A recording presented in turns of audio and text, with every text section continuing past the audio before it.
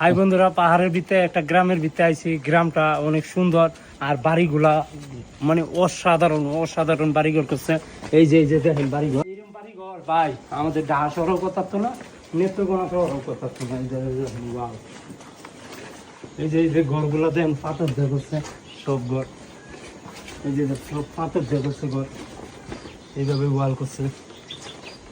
এই যে দেখেন পাহাড়ের উপরে যে কিবা এটি তুলছে, আমার মাথার ধরে না। এই যে পাথর এরা নিজেরা খাবার নিজেরাই তৈরি করে, নিজেরাই চাষ করে, নিজেরাই সবকিছু কইরা পরে এটি বিক্রি করে, খায় ইত্যাদি। এইগুলি